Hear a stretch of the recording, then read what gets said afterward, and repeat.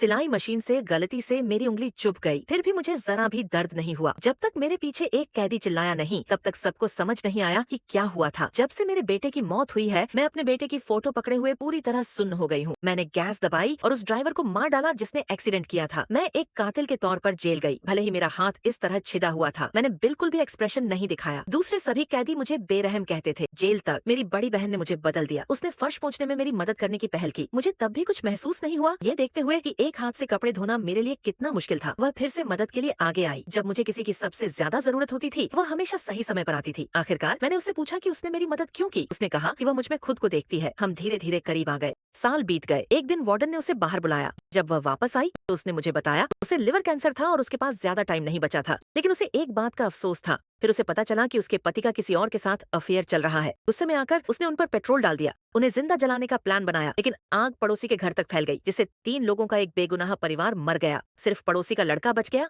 हर दिन वह भगवान से दुआ करती थी कि लड़का ठीक से रहे। उसे इस जिंदगी में कभी खुद जाकर माफी मांगने का मौका नहीं मिलेगा। इसलिए उसने मुझसे गुजारिश की, जेल से छूटने के बाद मैं लड़के को उसकी सालों की लिखी हुई कन्फेशन जर्नल दे दूं और उससे माफी मांग लूं। जल्द ही मुझे माफी मिल गई। छूटने के बाद मैं सबसे पहले अपने बेटे की कब्र पर गई, यह न जानते हुए कि वह ज्यादा दूर नहीं है। वहाँ एक आदमी भी दुख में खड़ा था। अचानक जोरदार बारिश होने लगी। वह आदमी छाता पकड़े हुए दिखाई दिया, जो बड़ी बहन की इच्छा पूरी करने के लिए बेचैन थी। मैं जल्दी से वहाँ से चली गई, लेकिन पुरानी जगह पूरी तरह बदल चुकी थी। जलाई हुई जगह एक रेस्टोरेंट बन गई थी। मालिक से पूछा कि लड़का उस समय कहाँ था। मालिक ने कहा कि लड़के को बचा लिया गया था, लेकिन उसे हर चीज पर शक होने लगा, खासकर आग से डर लगने लगा। उन्होंने कहा कि वह एक साइकोलॉजिकल रिहैबिलिटेशन सेंटर गया था। मुझे सेंटर से पता मिला। मैं वहां गई, लेकिन वह नहीं मिला। मैं अपने घर लौट आई। वहां भी सब कुछ बदल गया था। मेरा बेटा चला गया था और परिवार बिखर गया था। आंगन में घास फूस उग आई थी। मैं उस घुटन भरे घर से बाहर निकली और जब मैंने दरवाजा बंद किया तो ताले की तेज आवाज आई। अचानक मुझे कुछ याद आया जो मैंने पहले सुना था, ठीक वैसे ही ताले की आवाज। लेकिन क्यों? इससे पहले कि मैं कुछ और सोच पाती, दरवाजा खुल गया।